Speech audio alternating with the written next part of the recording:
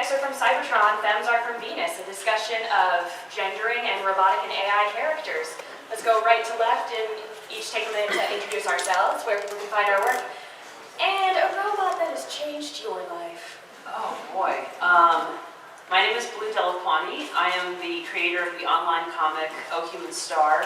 I don't remember my table number. I think it's like, what's 306? Yeah, okay, I'm at 306, I'm 80% sure, and, What is this, 406? okay. A robot that has changed your life. A robot that has changed my life. This is probably an easy answer, but the Iron Giant. I just saw the signature edition in theaters like last week, and that movie made me cry again. We have all been touched by Benji. Yes! Memories. Hi, I'm Grace Moore, and if you recognize the sound of my voice, you are probably a giant nerd and have listened to me on Trek FM's Women at War, ladies discussing Star Trek. You can find me on Twitter, here, and read my writing on the Mythcreants blog. And a robot that has probably touched my life the most was Rosie the robot. Because when you're a little kid and you don't want to do your chores and your parents just say, just be a good girl, you can put on a box and stick your arms through it and go, I'm going to do it, but only if I can be a robot. Only if I can wisecrack the whole time. Exactly. Yeah. They never ask you to clean the floors a second time after that. Life hack. Hi, I'm Kiku Hughes.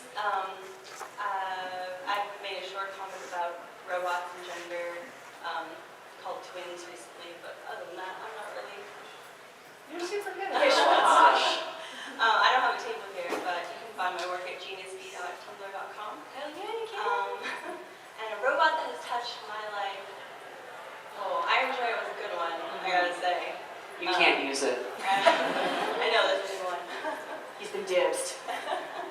I guess I would have to say C-3PO was probably the first robot that I really got into as a child.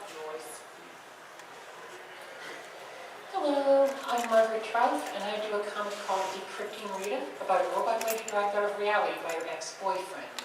And you can find it online at egypt.hernash.com, or you can find my table like right through that wall. I think it's 402. I want to say it's 420, but I'm pretty sure it's not. Anyway, and a robot that changed my life. I too would probably want to say the Iron Giant, except Blue already claimed him as her waifu.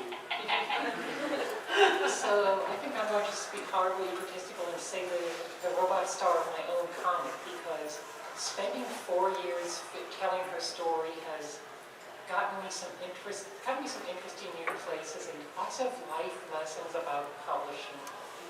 That's a legit answer. Like, I could probably say something similar about the stars of my own work. I feel like it's a little egotistical, but... You guys get the deeply personal answers, and I'm just like, who's the robot? Dude, that's awesome. Yeah. Like, pretending to be a robot? That's important robosexual conversation. First becomes the experimental stage, and then, later when you grow up. I mean, who has not pretended to be a robot here? No one's raising their hands. Yeah. Case in point. Now, just to establish, we are talking about robots. So sadly, for those of you who wanted to hear about automatons, people with cybernetic enhancements, or mecha, we're kind of going to be glossing over that to stick strictly to the robotic and AI stuff, just to keep a more narrow field. Now, for those of you who are not aware, the original word robot comes from the Czech word for slave. It was come up with by Karel Čapek, who was a writer who wrote the play R.U.R., and was pretty much the originator of the word robot. So we got to admire that for one thing, just so you have that background. So those are specifically the type of robot or AI or artificial intelligence we are going to be discussing today. And that means it was like a WPA play, wasn't it? Like, something like that, yeah. Yeah, so we're actually coming up on the 100th, the anniversary of the development of the word robot. Pretty soon, if not already. Yeah. It's pretty cool. Topical. It's weird to think that the word itself is not that old. It's less than 100 years old, but the concept is pretty old. And I read that play again recently, and it's interesting what he considered robots, because the closest thing that we would probably have to what they were is the Cylons from the Battlestar Galactica remake, like kind of organic, you know, they're organic, like they're organically put together and manufactured and stuff. They're not the clunky, you know, wearing metal tubes kind of robot that they were often interpreted as. Yeah, so it was super interesting, like kind of seeing what he thought of his robots back in the day. Definitely. Before that, generally the only real concepts of robotics we had were pre-industrial ones, and the sort of Galatea and the Golem, and just the idea of you could theoretically make an artificial life, but we don't know what that would look like, and we kind of got a better idea of what we would imagine that as societally now. So, to continue, we're talking about robotics and gender. How do we define gender? We have trouble with that. It is a very broad spectrum of what you can identify, going beyond a binary notion, and which genuinely you'd think would be something that robots would be more into or portrayed as being more into, don't you? Fuzzy logic, man. It's the future. It really is. Yeah. Sorry, looking over my notes. Yeah, no, I think that's super interesting in that, you know, depending on what medium that you are partaking your robots in, whether it's books, you know, various Star Treks, films, that sort of thing, you know, how far they approach gender is really interesting. Like, Kiku, you and I were actually talking about Mass Effect, was it the other day? Yeah. Like, would you care to talk about what you were saying about that one robot character? I had not played, she had, she was kind of... Yeah, spoiler alert for anyone who hasn't played Mass Effect 3. Spoilers for that. But there's actually one AI in Mass Effect 2 who is just a bodiless AI, but given a female voice, which is a very typical sort of gendering of AI, bodiless AI, in a lot of media. She gets a body in Mass Effect 3, which is your stereotypical, you know, very like femme body. It's very 60s neo-futurism. Yeah, kind of Very like, bestie. yeah, sort of like kind soaring of on in a that. type. Yeah. What was there was another one too where it was like they were referred to as it the whole time. Right.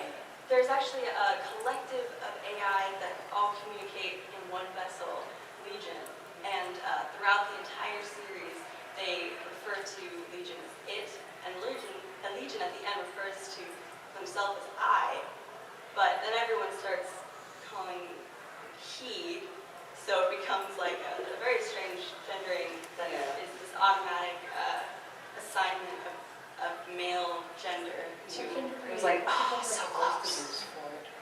It's very robotic, you know. I would Okay. say it's sort of synthesized. Okay, just really ambiguous and gendered. Yeah. We tend to think of as male as the default. Yeah, we have this very male until proven otherwise default, which is very upsetting. And I actually really liked the second Mass Effect that we've had Edie, who's the ship's AI, without a body and just a voice. And the female part actually, you having a female voice really interested me because, well, for one thing, we had someone yell out Siri in there. And it reminded me of this study that I read at one point about how a lot of the artificial intelligence programs they have for computers, cell phones, GPS, they try to have a female voice because people more commonly associate that with an assistant or someone who is there to help them. Except in some countries where they had to insist on changing the voice of Siri to a male one because, get this, drivers did not feel comfortable taking instructions from a woman. Oh, that's interesting. So these are like, these are Western countries or Actually, it was Germany. One of them Really? was Germany, apparently. Yeah. Oh, weird. I thought like for purely political reasons it would be like Saudi Arabia, right? where you can't drive, Yeah. literally. No, they But, just, like, I don't trust these women, not even these robot women. that's super interesting. Right? So that was one thing that I thought was interesting because not only do we have female identifying artificial intelligence in the future, they're driving the friggin' spaceship. And they know everything about the spaceship. And I really like the concept of Edie being an intelligence without a body and kind of self-identifying that. And then suddenly just being, you know, busty lady. I was a little disappointed in that.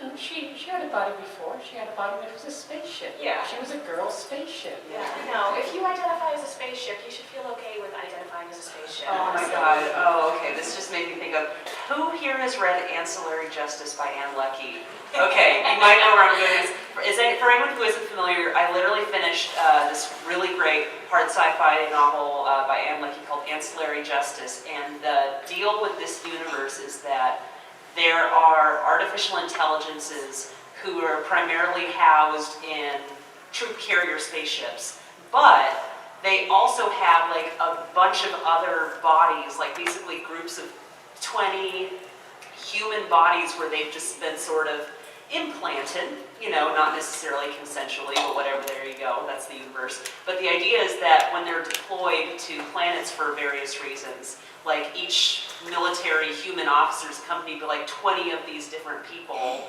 and they're basically just kind of your wingmen throughout your troop deployment.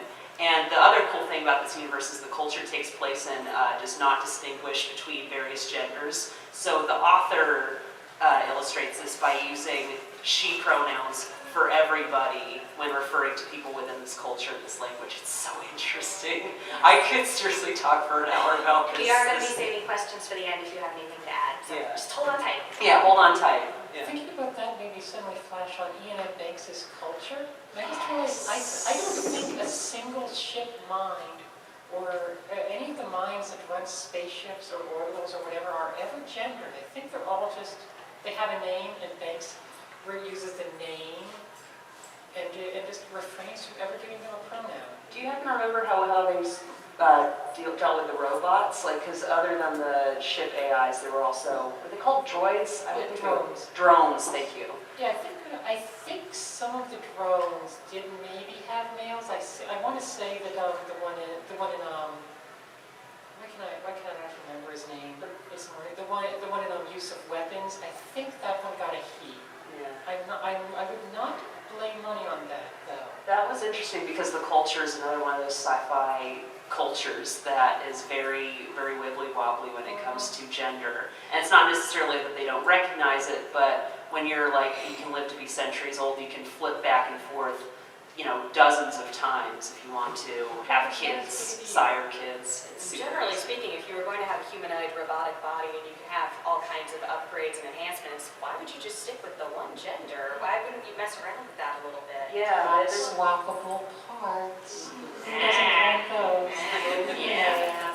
Well, it's interesting also when you bring up like living hundreds of years. I feel like something that's not explored a lot in a lot of robots and fiction is the fact that this creature is pretty much immortal, and gender norms change, so drastically between centuries. Like even just 100 years ago, what it meant to be masculine was entirely different. Yeah. So Like color coding, pink and blue. Like I think even as recently as World War II, I think it was pink, which was basically light red, was a masculine coded color, while blue was associated with the Virgin Mary, so it was a more feminine color. And then somewhere around World War II, it just flipped 180 degrees. It's super interesting. Like Color coding colors. based on your children's genitals. Whatever. Well, you see, one of them is naturally pink.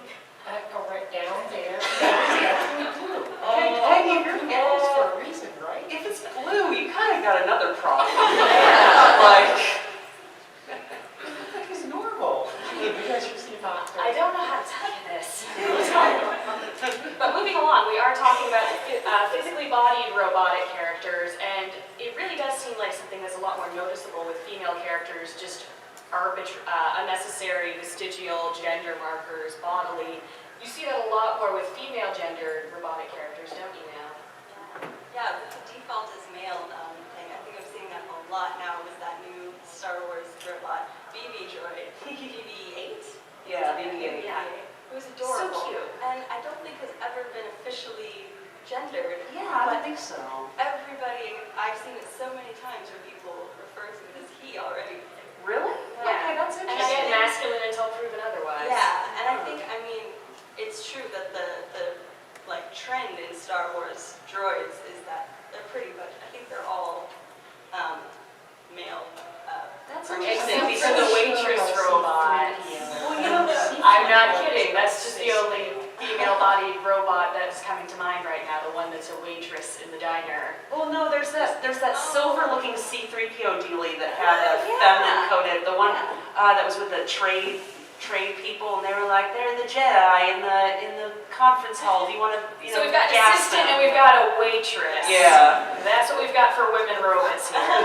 But any helpful or main character Yeah. in Star Wars is Automatically male, yeah. See, it's funny. In my head, and this isn't necessarily better, but I always thought BB was female because A, it was cute, and B, BB was in the name, which is such a feminine. It's such a cute little girl Thanks, name. BB. Like, it's super cute.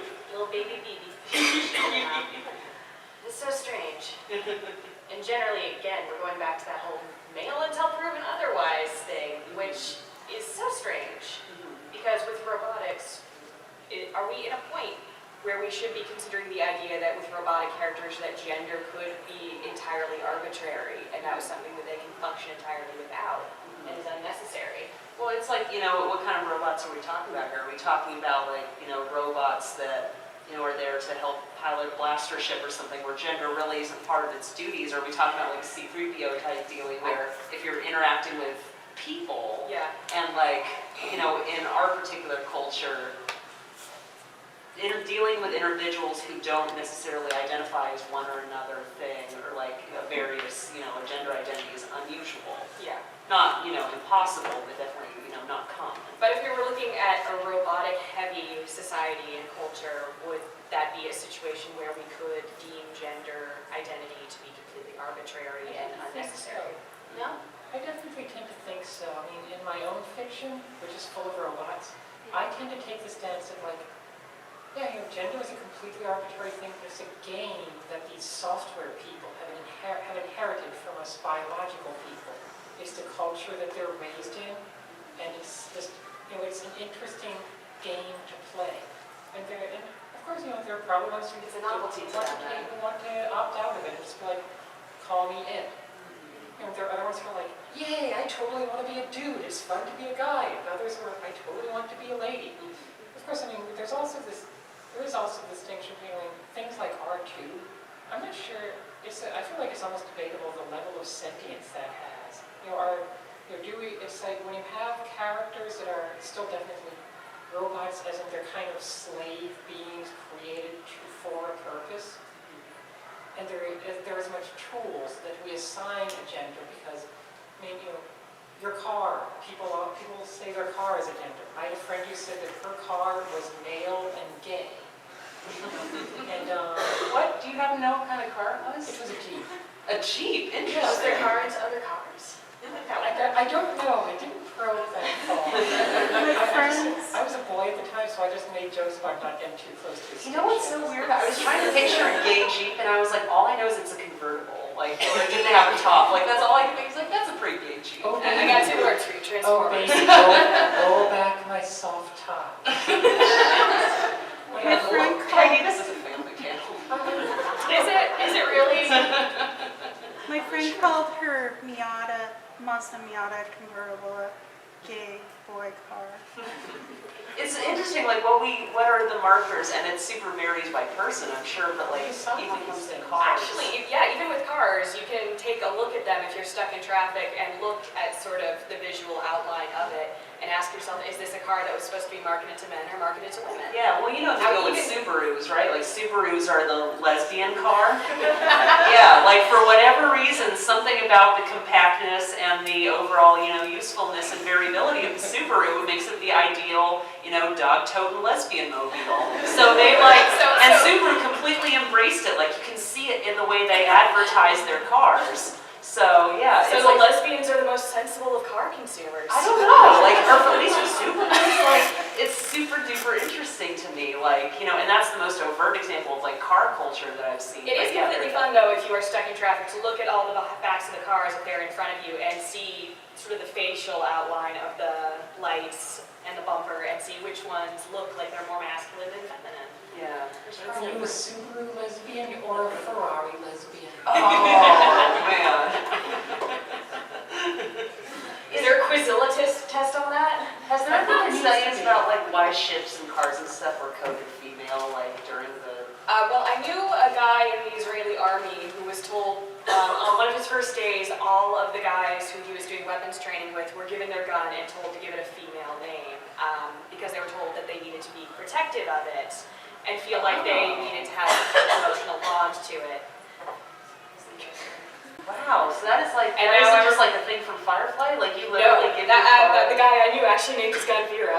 Are you sure? I'm completely serious. That's super interesting. Like, especially They keep considering Verge like, guns over there. especially considering like guns, if you're a soldier, you're expected to take it apart and clean it for You are. You're expected to have complete competency, like a lover, the parental control over it. Oh God, that's Like really a Freudian. Right? That just sounds super Freudian. Oh my God, how hot would it be to take apart and do maintenance on your robot lover partner? Well, That's pretty intimate. Well, I mean, not Is getting there too- someone from Smut Peddler here? Oh yeah, right. Like, Obviously. well, there's interesting, there's continuing coverage of the, sex dolls and things like that. Like Roxy with 3 X's is one. And yeah, there's definitely like, increased questions about not necessarily the individuals who own a Roxy, but like the maintenance implied. Like, let's just say I've seen a picture of a Roxy who was not maintained properly. She's pretty grody looking. Like, it's so interesting. Like, you really, there's like sound effect. there's like the idea of like, etiquette and like good, good ownership like practices of like this thing that you've coded with like an otherwise human, quality thing. It's super interesting. But the idea of already giving it an ownership quality already raises a bunch of ethical questions about the idea of having sex robots be a thing. Actually, Bonnie Burton had an article about it recently about how if that were to become a major market and a commodified market, that would raise all kinds of ethical questions about, well, for one thing, labor problems, ethical sex issues. There was just so many questions it would raise in an already kind of ambiguous theoretical market. Yeah. Fun stuff, right? I always find that kind of super duper interesting. Where do we define the line between like artificial intelligence and like an actual? Exactly. If you are someone who can self-actualize, if you are any kind of being that can self-actualize and are capable of identifying and asserting your own personality, how much free will are you allowed as a sentient being? Yeah, it's like there's never been any concrete answer, and even in a lot of properties like Star Wars, we were talking earlier about whether R2-D2 is sentient. And I remember it got pointed out to me like in the first film, when Luke is like cleaning out R2-D2 after he rescues them both, and like someone was pointing out, and the way Luke kind of refers to R2 at first, C-3PO was like introducing him, and he's just like, yeah, hi, as if it didn't really matter. Like it's just kind of like whatever, you're just a thing I found. And then it is until later where like is R2 given a medal?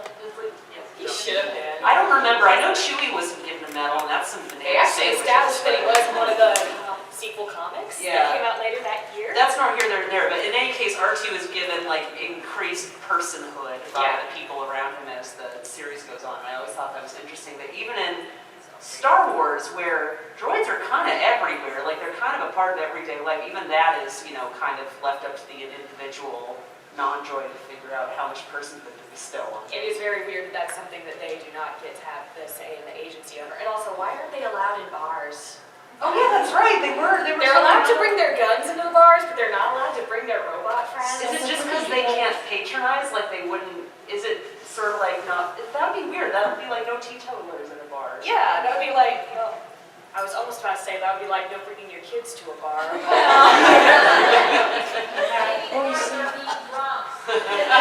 Oh yeah, you know robots left because they're super mean. They goose people. They're just bad. You know that little shocker thing that R2 has? It just Oh, sneaks up behind people. Oh, that's not the shocker. Family friendly panel! Sorry! If you're a robot, there's a separate but equal bar. That's technophobic. Yeah, B. Arthur though. B. Arthur would be. She'd be such. She'd have the really great robot bar. Yeah, definitely. Sorry, That'd any be a Star Wars cocktail holiday list. special victims in here? Always pay your tribute to B. Arthur. Yes. Oh. You gotta remember though, that's a universe that has robots designed for killing. Yeah, that's true. It's Yeah. supposed to be like, well, I don't know if you're really a as opposed to you were designed to kill things. But Yeah, that brings that's us into the ethical question of, well, bringing it back to, you can bring guns into a bar, but you can't bring a droid who might be a killer droid into a bar versus a gun that will very definitely hurt you if it's handled by an untrustworthy person. That brings us into all kinds of weapons You know what I management. just remembered? I got a book, from when the Femmes came out that had all this, show pictures of all the new things. And I remember there were Visual the droids. dictionary. Yeah, there Yeah. were the droids, the skinny bird-looking ones Yeah. that were just droids. But then there were those armadillo-looking fancy schmancy ones that rolled up. They were called droidicas. And I remember being 9, and there was girl robots. They're the super deadly ones. I just forgot Well, about if it's that. Ica, then it's got kind of a feminine bent to the name, doesn't it? Yeah, that was a It's a super. feminine A. I just kind of took that as a course because that's how they gendered every cartoon thing I'd ever seen Yeah. up to that point. Le droid fatale. Yeah. Oh, that's super interesting. But again, those droids were just ageless servants. Yeah, they didn't even Yeah. say dumb, meaningless things like the regular I droids think did. a lot of these droids in Star Wars, they really code as a slave race to me, the more I think Yeah. about it. Very few of them have agency. They're all subservient to humans. They're owned like property. I mean, Were there any robots voting in the Senate? No, I don't think there are. Yeah. Well, now I'm Star Wars sad. droids are all slaves. This just got dark. Okay, well, does anyone who want to I always for thought Star that Wars was food to and droid? the bar was like a white movie bar. Oh, That's I why love this always revisionist like- Star Wars history. They just picked a really crappy bar.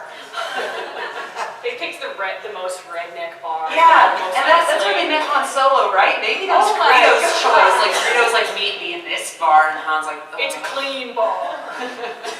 God, it's Tatooine. The whole place is full of rednecks. Good. Dust farmers. Luke Speeder is actually like the equivalent of a John Deere out there. But it is I'm gonna get in interesting, trouble for that. I think like you were saying about how C-3PO was designed basically to interact with humans, and that was his sole function. Yeah. kind of. And so he, I think, represents a kind of robot that I don't know, that should have choices of changing how he presents himself or how he identifies based on the situation that he thinks would be most comfortable with the human that he's interacting with. C-3PO is an interesting example because even though he's identified as male, he's also identified as prissy. That's a word that's identified. Yeah. He's very That's his main coded as characteristic. he's prissy, which I also think is interesting. Clearly he's meant to be polite and prevent social faux pas between cultures. I just realized that, who knows? C-3PO is a theater droid. Yeah, that's He has exactly a right. theater accent. Yeah, Theater. yeah, there's that that- droid's all pink on. honestly, that would make a lot of sense for a protocol robot. Maybe I there are want a cultures. protocol robot that wasn't prissy, honestly. We need someone Or no, watching a it. protocol robot that can go between various gender Yeah. identities. It's Fluidity. That yeah, would be in that situation. there are cultures where it's considered rude or inappropriate to interact with a different member of a different gender unsupervised, and there's going to be political situations where Senator Amidala has to talk to One of the redneck senators from Tatooine. or just whatever. It doesn't have to be redneck or just Yeah. it's just something where that's just not how things are done. When you need a go-between. Yeah, a go-between that can appropriately reflect gender norms, of the other culture. That makes total sense. To have a gender fluid protocol droid. It's more efficient.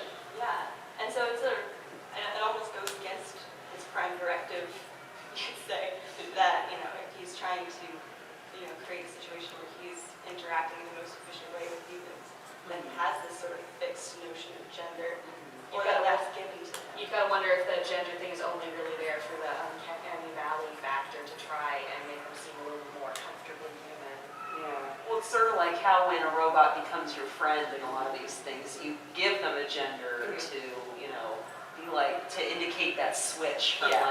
weird You are unknown factor to- not an object, you are a person. Yeah. This is how I personalize you. There Yeah. are also stories from the same time that are kind of more assigned genders. Like I cannot remember the exact title of this book, but there was one I read growing up as a kid in the 70s about a kid who went off and his family went off and got him a friend robot who was a little boy robot whose chassis was rebuilt every now and then, so he too would grow up and just be this boy's best friend. It's like, I mean, there was something explicitly with a gender set into it. Huh. It was a 70 like a book? Yeah.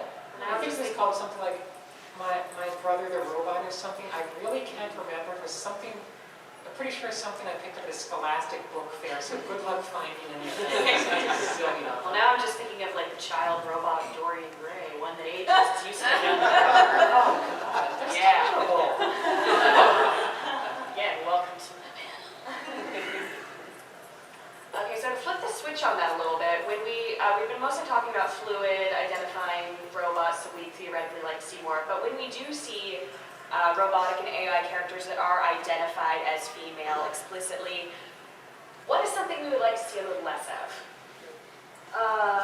Well, this is not entirely fair considering it's from the 30s, but the fact that, Maria from Metropolis was like the Whore of Babylon analog.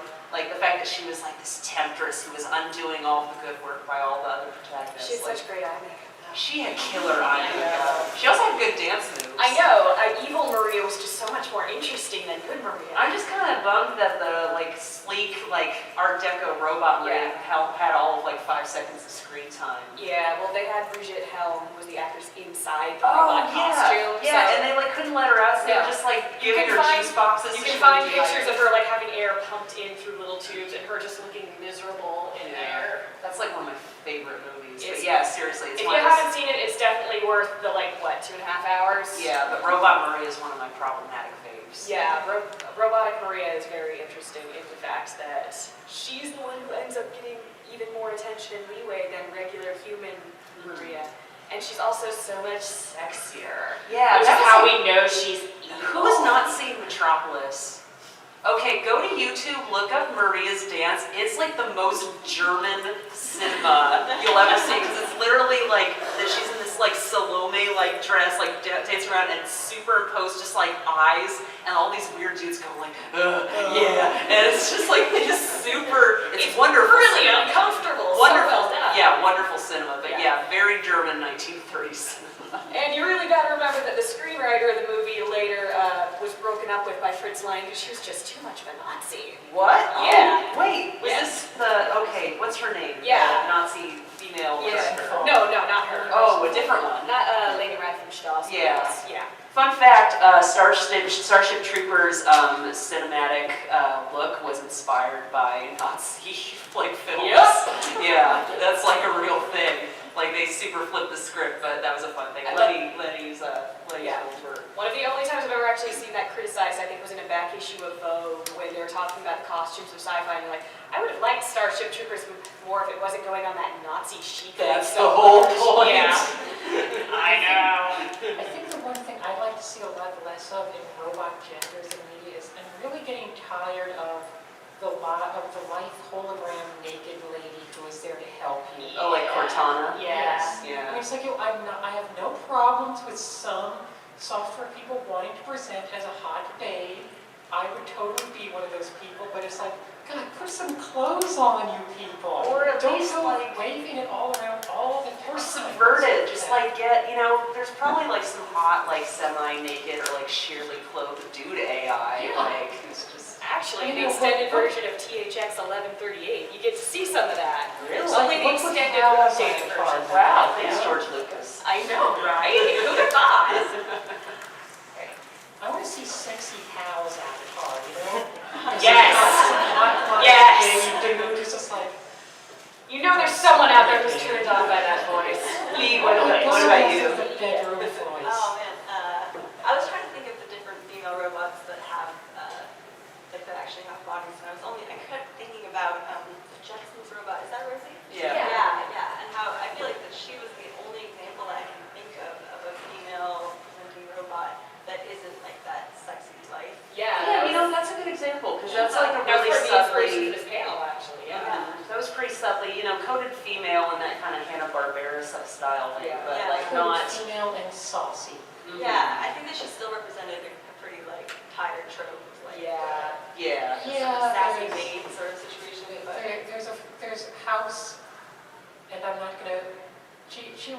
house robot. And there's another word lying under there that begins with N that Let's I'm not not go saying. there. Yeah. That coding is definitely within the 50s-ness of the Jetsons. But even to this day, when we see female robotic characters, we do see an unnecessary amount of gender coding that we really do not see as much with male-identified characters.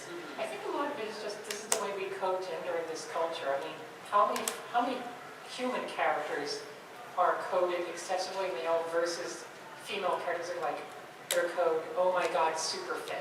Yeah. Especially if you're reading superhero comics. It's like one of those things where if the robotic thing makes them slightly less sexy and less feminine, so you have to up the ante to over... Yeah. Have you ever seen that thing where someone designed Pac-Woman? Yes. There's a really great example. You know, you're all familiar with Pac-Man and Ms. Pac-Man, right? Someone was like, well, what if the blank, pie wedge shaped thing was Pac-Woman, and then there was Mr. Pac-Woman where it just had a bow tie and a top hat. Like, that's a super great, super accessible example of that sort of thing. Good look for him, I think. He looks so Good way to dapper. go. Yeah, can you imagine Pac-Woman chasing around this dapper little so-and-so, around the She's cutscene? going to get her. He's reluctant to be dragged off to the altar. Yeah, it's super cute, and that's a super great example of that kind of, the least accessorized thing is always coded male. Yeah, again, Exceptions. male until proven female, until excessively proven visually female. Male until proven Wahula Zuma. Exactly. All right, so do we want to open up the floor to questions now, if you've got any? Feel free to come up to the mic so that we keep an eye on you. Yeah, look right ahead up. So we know who's...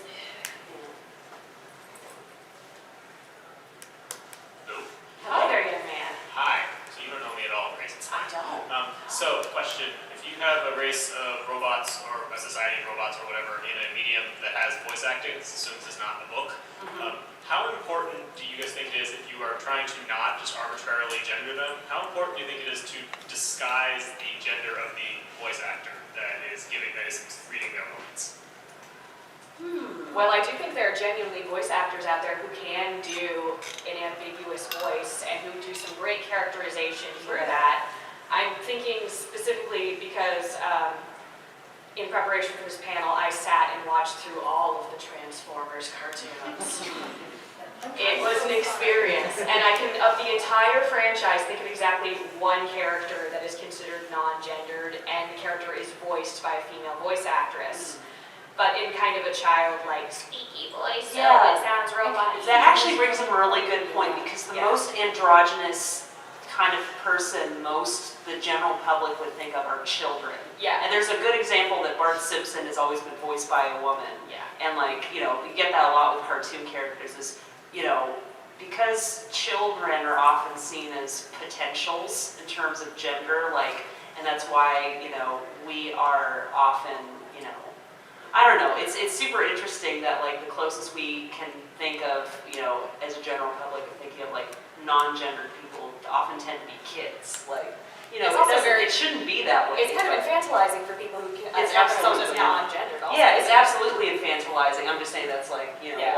what most the general public would see. I mean, what does a non-gendered human sound like? We want a model of that. Yeah. When they look for voice actors, they're looking for somebody at an alto level. Yeah, someone who's maybe super deep for a woman, kind of higher for me, somewhere in between. And even then, it's often kind of a butchy, line delivery.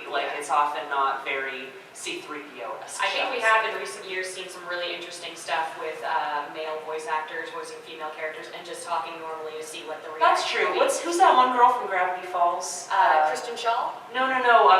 Mabel's friend, who's voiced Brenda, by. yeah. That was a friend. Yeah, I thought that was actually super interesting. I actually really like what they've been doing with Bob's Burgers, where they Yeah. have young female characters just voiced by guys and just talking like guys. And what's funny seeing is- what happens with that. What's funny is and how that even adds or detracts from the characterization. What's funny is even if it's originally played for laughs, if you identify with that character and if they just kind of stick with it, long enough, I call it Dr. Girlfriend syndrome, because that's a great example of where there's absolutely no effort made to change the pitch of the voice, but But it becomes part of the character. Yeah, part of the appeal. yeah, that's part of the appeal, and like in my mind, like that's absolutely a woman's voice, like that is her as is, like, and I think it's one of those things where it's not really, it's absolutely on the part of the person watching or listening or whatever to make that shift in their head and like get a little bit of empathy for that character, and then that kind of happens on its own. It's not the responsibility of the character. Actually, I kind of want to say that I feel like a good voice for a non-gendered, if we were casting a show full of non-gendered robots, I'd want to get a whole bunch of trans people for the voice. Yes. Because I mean, you know, there's some male qualities and some female qualities in differing amounts depending on which direction they're going. Mhm. Also, you know, like, hey, you would get a huge instant audience of, oh my God, all these voice actors are trans. What? Oh my God. Hello, all the trans. Can you imagine a cartoon of nothing but robots and Jamie Clayton was one of them from Sense8? Holy crap. Oh boy. Okay, maybe we should go on to another We've question. got another question here? Sure. I was wondering if you know of any books or series that talk about class hierarchies within robots? Because you think a robot could change their components, their processing power, and also their voice and gender. And I was wondering if that's ever been explored. Charlie Strauss's Saturn's Children and the sequel Neptune's something, I can't remember even though I read it. That's got a post-human society where humans are all basically dead. And there's all these different castes of robots who were created for various things. Some of them are very much servant robots, some of them are companion robots, and they're all wired to be subservient to people they're wired to be subservient to humans, which means that the humanoid companion robots, because of this wiring, everyone defers to them instinctually. I would say that the modern Battlestar Galactica is a great example of that. You have the sort of newer generation of Cylons that treat the older generation sort of as pets or slaves.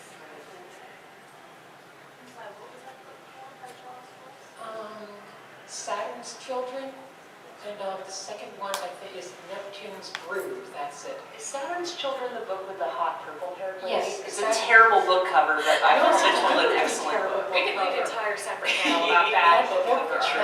That book cover is profoundly ironic because that whole book is kind of his tribute to what he described as blood clot Heinlein. Specifically, you know, the period where Heinlein, who had blood clot in his brain, was kind of writing weird stuff, and specifically a tribute to Friday.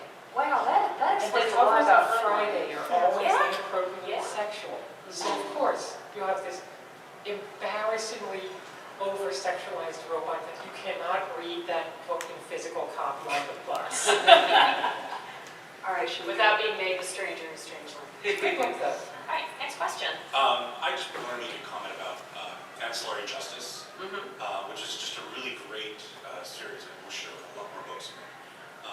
But one of the things someone said was, well, robots are basically immortal, and gender norms change over time, and they actually do touch on that because one of the characters, one of the robotic AI, is taken out for a while, and when they come back as an AI, they never really understood gender in the first place, and it's kind of a running, not really gag, but theme where the AI character can't tell genders. Yeah.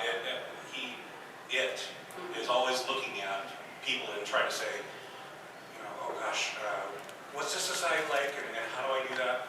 Because these guys, I know, get offended when you call him her. And so they do touch on it. Yeah, that was a really, They've got a lot of really great themes. that was a really funny running gag in Ancillary Justice when the protagonist AI, she just like has this ongoing like, oh geez, how long can I keep this conversation going without referring to a gender pronoun or object? Yeah. It's like, and she's like, my odds are 50-50. I don't really care. Yeah, after a point, she's just like, whatever. Yeah, and I was like, there's no way I'm keeping all this crap straight. Next question, come on up.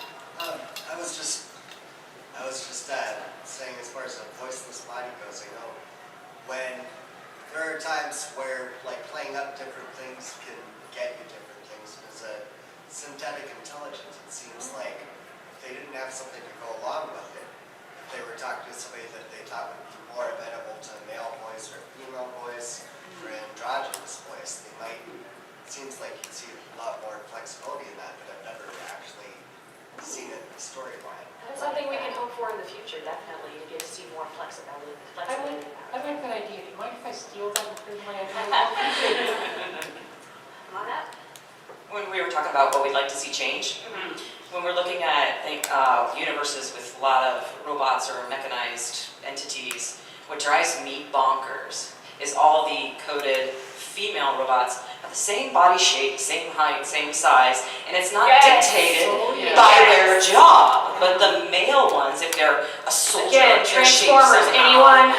you know, Every woman is the same. I'm sorry, when I look at like women that serve in the military, like flesh and blood people, Yeah. the ones who can pass their PT test are not skinny little things that fit in their uniforms, and we have to have our uniforms custom cut for us Yeah. because we fit our job. Yeah. As opposed to the ones that fit in the little 1940s uniforms, can't do a single push-up or a pull-up, and can't run 2 miles. Yeah.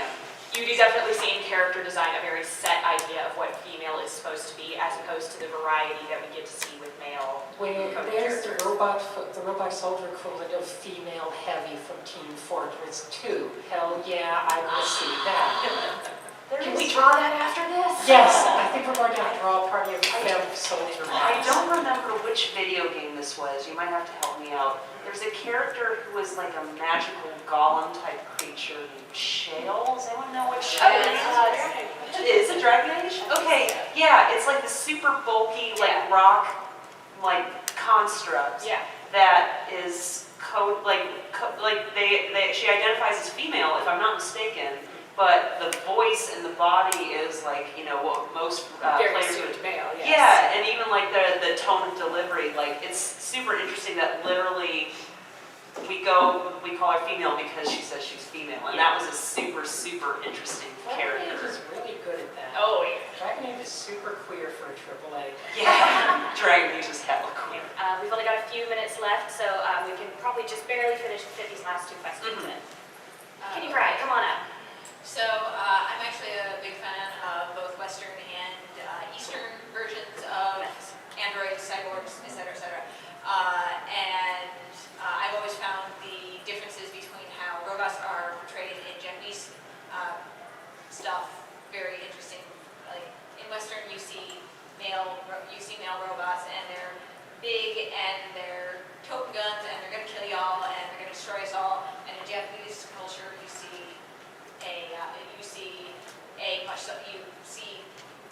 big titties and robots. And I was wondering about your thoughts on that. Japan is also the country that gave us Astro Boy. I mean, that's like a prototypical example of I made a robot and raised it as my own child. But because it didn't grow up, I sold it to a circus. Yeah. Astro Boy Jessica is dark. Well, I think if we're talking about Japanese cartoons and comics versus Western comics and cartoons, we're definitely looking at a big difference in the variable of being used to being able to have a wider range of subject matter and a much wider range of what you're allowed to do and what the audience expects from you with Eastern culture versus Western culture, for one thing. Yeah, I think there's a lot of, storytelling backgrounds to refer to in like Eastern culture versus Western culture. Like I think what's interesting is a lot of robot stories in Western culture refer to the Pygmalion and Galatea myth. And I feel like in Japan, you don't necessarily have that precedent, so you have an interesting other way of depicting female constructed individuals. And I'm afraid we're going to have to get to our last question now. I just wanted to ask about how you felt about Doctor Who's treatment of things like cyborgs and Daleks, and the fact that the first Dalek that really becomes a person is Kara. It's a little problematic, I think. And then also the TARDIS being cast as female. We have beings that are shown to be able to be self-aware and self-identify, but are not really given any agency, and that always just Yeah. It's kind of hit or miss as Yeah. far as I can tell. And I know it's because Doctor Who is. Isn't aren't TARDISes like built to love their pilots or something crazy? Oh, that's not- creepy. Yeah, that's not creepy at all. Built to be slaves, built to be subservient to the bios. Yeah, it's some hit or miss Yeah. legacy there. Yeah. So go look into it, form an opinion on it, tell the world about your opinion. And thank you all so much for coming. Yeah,